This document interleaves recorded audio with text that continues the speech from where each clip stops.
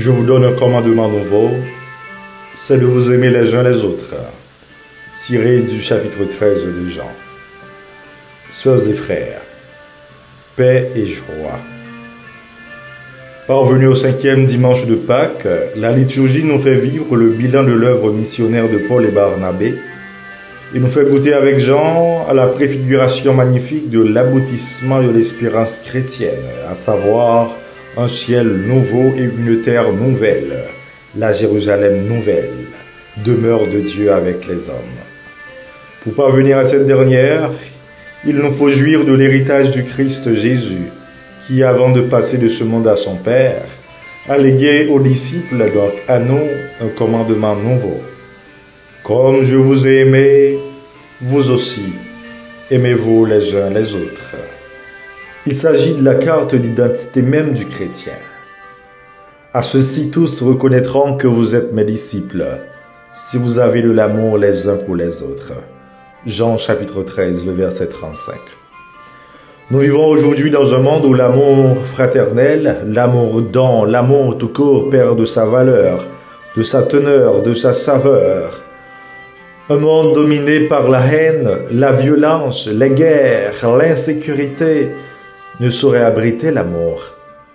Quelle différence faisons-nous comme chrétiens? Que pouvons-nous espérer de nous dans la situation actuelle du monde, dans la situation chaotique d'Haïti?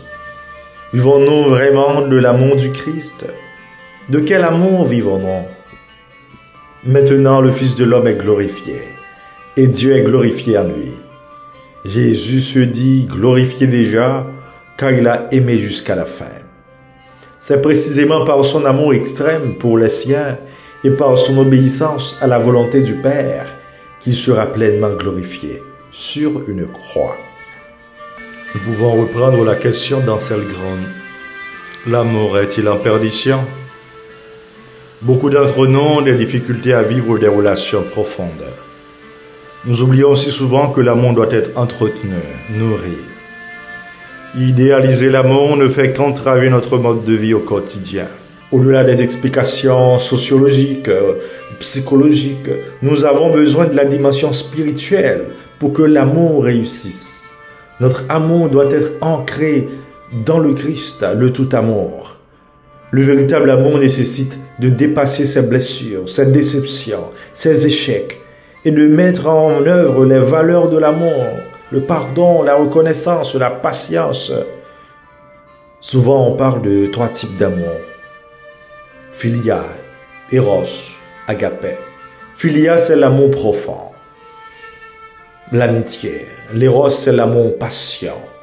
Et l'Agapé, c'est l'amour fraternel. L'amour de Dieu pour l'homme, le nouveau commandement.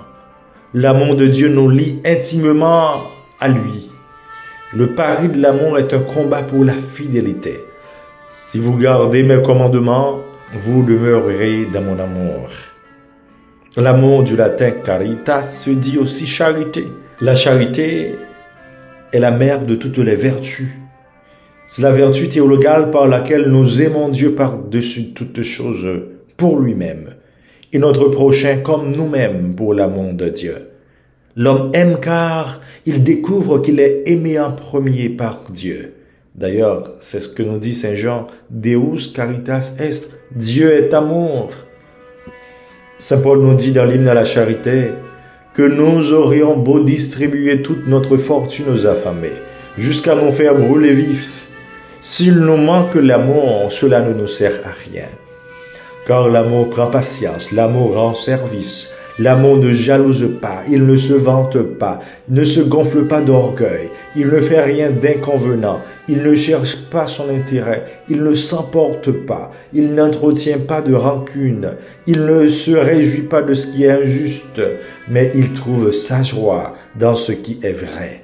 Il supporte tout, il fait confiance en tout, il espère en tout, il endure tout. L'amour ne passera jamais.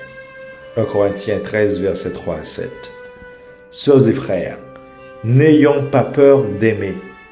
La mesure de l'amour, c'est d'aimer sans mesure, nous dit saint Augustin. Si nous, chrétiens, nous aimons vraiment les uns les autres, nous pourrons donner au monde un véritable témoignage, un signe communautaire, fraternel, fait de communion et d'unité. C'est dans ce geste de l'amour fraternel que tout croyant manifestera la présence de Dieu au milieu des hommes. L'amour qui existera entre nous sera l'amour même de Jésus, répandu et communiqué au monde. Et c'est seulement par là que les cieux nouveaux et la terre nouvelle pourront émerger pour tous et pour toutes. Amen.